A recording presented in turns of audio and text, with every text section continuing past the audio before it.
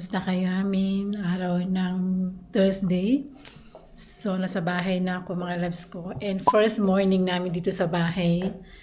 And grabe, ang saya ko. After 1 month, nandito na kami mga loves. And ang dami namin ginawa dito sa bahay na to.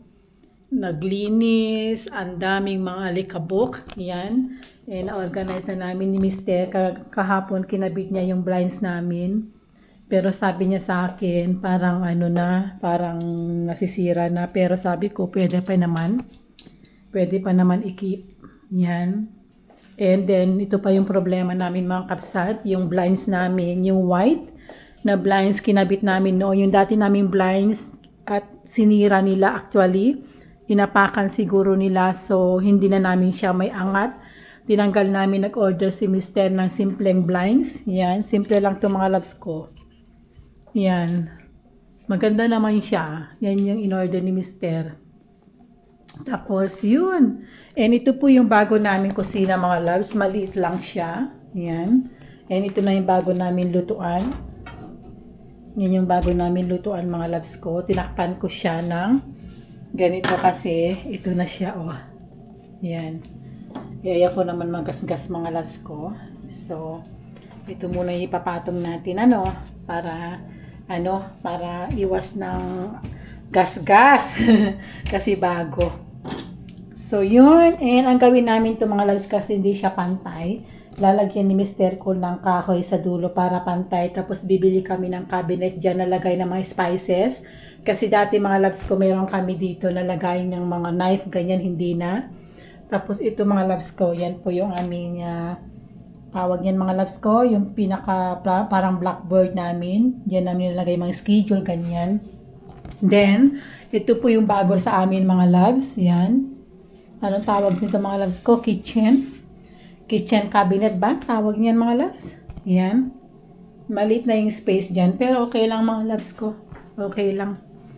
And yan. And ang different mga loves ko, yung cabinet, maliit na siya. Nasa kabila pa yung mga iba naming gamit sa temporary house. Pupunta ako din mamaya. Tapos, ito yung pinaka, maliit lang yung kitchen. Actually, mga loves ko, maliit lang. Tapos, bago na to. So, bago yung aming wood dati. Ngayon, bago na gray na. So, maganda siya kasi tamang-tama yung mga kulay namin, gray. Gray din yung sofa, ganyan. So yun mga loves, and papakita pa ako sa inyo. Dito sa isang room marami pa kaming gamit. And tinanggalan namin yung blinds doon. Bibili kami ng another blinds kasi luma na. Open pa yan. Ang dami pa kaming box kasi si Mr. nag-order siya ng cabinet niya. Diyan na ilalagay. Mga boxes namin. And ito naman po yung bago namin shower mga loves. Yan yung bago namin shower ngayon. Dito yung bago namin shower. Yan. Dati ito nandyan. Yan. Ngayon nandito na. Tapos bago din yan. Yan. Maliit na yung aming sink. Malaki to eh. Tapos yan po yung bago naming tiles. Yan. Yan mga loves ko. Ito kakabit ni Mr. yan dito. Para sa aming towel. Ito yung aming bedsheet sa kabila mga loves ko. Naglaba ako kagabi. Yan. And tapos yung bed namin mga loves, and ito. So, temporary plastic muna kasi nag-order kami ng blinds dyan. Within 15 days pa yung darating. So, kinaver muna ni Mr. ko ng plastic. Super sarap ng tulog ko mga loves ko. Kasi dun sa kabilang bahay mga loves is matras lang, di ba? Matras lang yung aming higaan. So, ang sarap ng tulog ko kagabi. So, ayun mga loves ko, si Mr. ay nasa physiotherapy siya. And pupunta ako sa temporary house mga loves. And tapusin ko na tong vlog na to.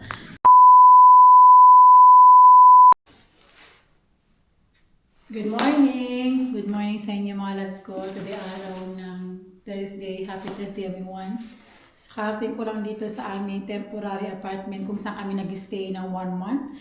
But anyway, kamusta kayo amin? Ako po ay si Ilocana in Holland. Ang ating content is ganito about sa life dito sa Netherlands, and mix po yan. So today's video mga loves ko, nandito ako ngayon para linisin na yung apartment. Kasi today ay tatanggalin na namin lahat ng mga gamit namin. Then bukas, iti-turn over na po yung susi dun sa may-ari.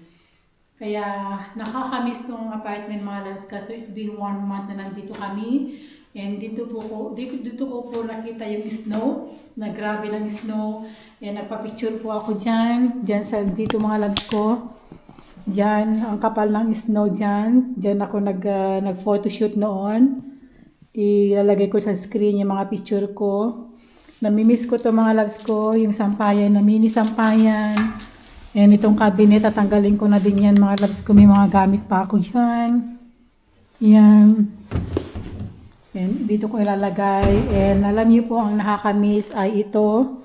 Dito po yung couch. Diyan nakaupo si Mister. Doon ako lagi kasi hindi kami pwede kasyo dyan. And dyan ako lagi after work. Mga loves ko, dyan po ako nagre-relax. Nakakamiss yan. And ito yung simpleng kusina dito na maliit lang. So, nagluluto ako dyan ng gulay, everything, nakakamiss talaga. Yan, ito po, and yung foam ng bed, tinanggal namin kasi na-try namin one night, hindi kami nakatulog dahil naghihiwalay siya mga loves. So, ang ginawa namin ay yung mattress lang. Yung mattress lang ang ginamit namin, pero for the second, third, fourth day namin, hindi kami nakatulog kasi ang liit ng mattress.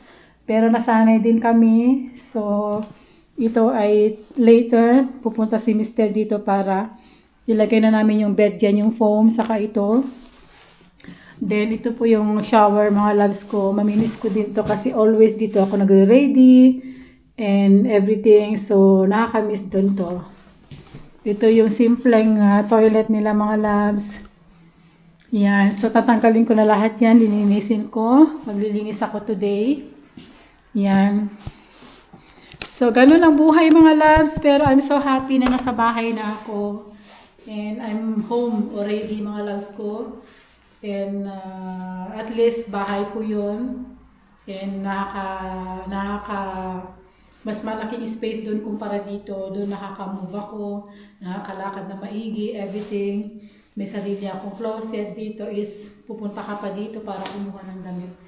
So, yun mga loves ko, ang gagawin natin, maglilinis ako. So, samahan niyo ako. Okay, let's go!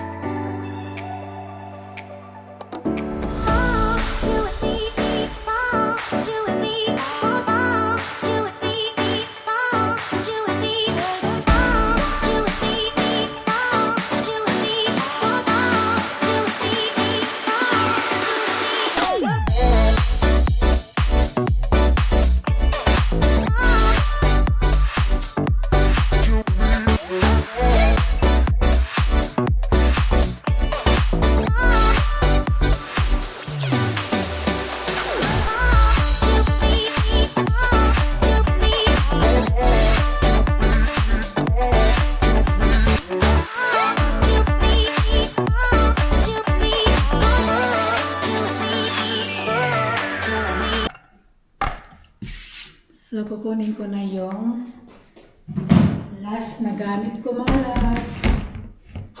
Hindi ko nalagay yung mga sweater. Lagay ko dito mga loves. Buti na lang, konti na lang yung damit ko dito kasi unti-unti ko minumove sa bahay mga loves. Sabi nga ni Mister ko, Diyos ko, ikaw, pinakamaraming gamit. Yung Mister ko, wala pang isang plastic yung dala niya dito. Ako, ang dami na akong dinala mga loves ko, pero hindi ko nagamit. Kaloka. Sa cabinet mga loves ko. Yan, konti na lang naman yung gamit dito. Ito, binili ko to yung hanger. Dadaling ko yan.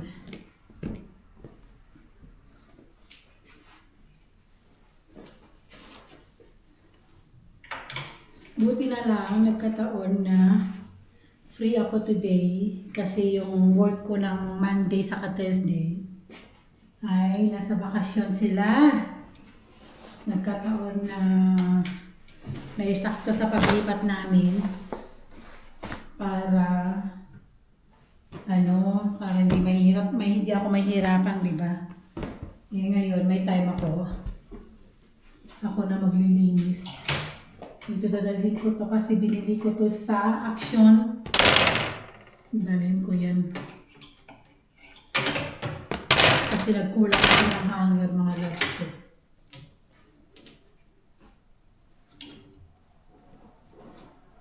Marami pa pala akong gamit. Ay, nako. Marami pa pala akong damit. Kala ko konti na lang. Marami pa pala. Ayan, oh. Ay, nako.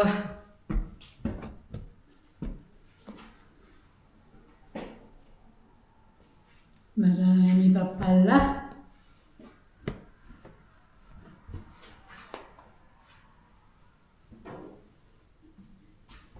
Mga sweater. Marami akong sweater na dala eh. The rest, ilagay ko na sa ano mga loves. Hindi na yung kasya.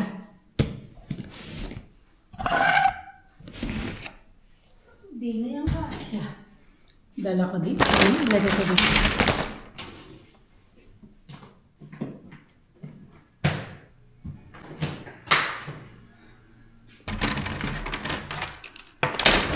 Lagay ko dito yung mental jacket ko.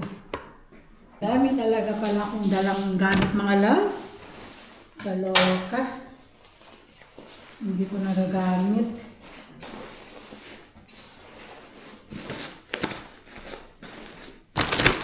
Lagay ako ng tatlong pang winter jacket kung hindi ko naman nagagamit.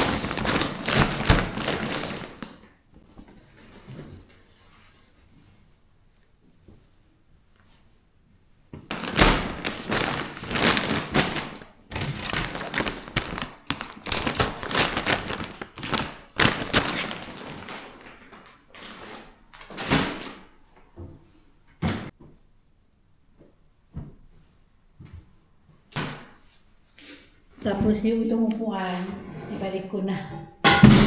Ibalik na natin. Tapos yung light. Yung light mga loves ko.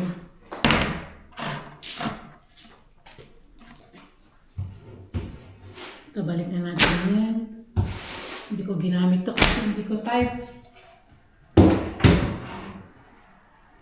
Ito, balik na natin. Hindi ko type ito mga loves ko. Ganyan. Yan mga loves. Sa akin to. Yan.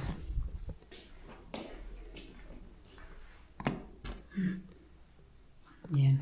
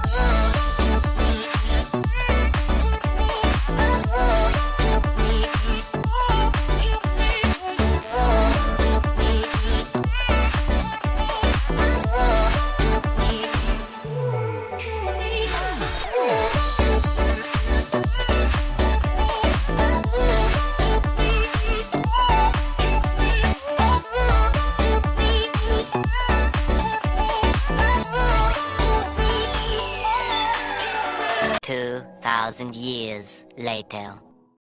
So, tapos na ako sa aking paglilinis. Dumating yung mister ko kasi kailangan na namin kunin yung mga gamit namin. And ito na po mga loves. Finally, nalinis ko na lahat. Kitchen, rooms. Nilipat ko na din yung foam ng bed. Kahit sabi ni mister, bakit hindi ko daw siya hinintay? Eh sabi ko naman, kaya ko naman. Yun lang mga loves ko. Namimiss ko to. And at least mayroon akong videos pag namiss ko. At panoorin ko na lang. So, ito din yung bed mga loves ko na ginawa ko. Yan, binalik ko na yung foam and everything. So, lahat yung mga gamit namin nandyan na rin. And ang mister ko ay busy po siya ngayon. Lahat ng dami namin gamit mga loves ko dito. Kaya yung mister ko sabi niya, my God, dinala mo lahat ng mga gamit dito sa bahay. So, yun. But anyway, mga loves ko, maraming salamat. Pasensya na late upload po tayo sa ating videos. Ngayon lang ako nagka-oras mag-edit and everything. So maraming salamat sa inyo at sana wag kayo magsawa sa akin. Again, thank you very much. Bye!